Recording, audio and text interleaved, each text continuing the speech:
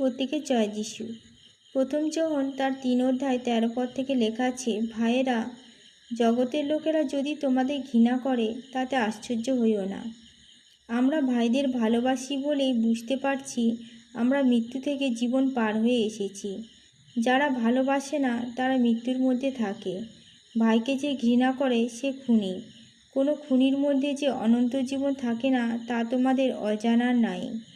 খ্রিস্ট আমাদের জন্য নিজের প্রাণ দিয়েছিলেন, তাই ভালোবাসা কি তা আমরা জানতে পেরেছি। তাহলে ভাইদের জন্য নিজেদের প্রাণ দেওয়া আমাদের উচিত।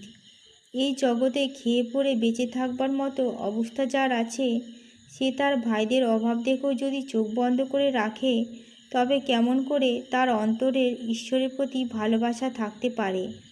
সন্তানেরা, আমরা যেন শুধু মুখের ভালোবাসা না দেখিয়ে কাজের মধ্য দিয়ে সত্যিকারের ভালোবাসা দেখায়। এতে আমরা জানতে পারবো যে আমরা সত্যের।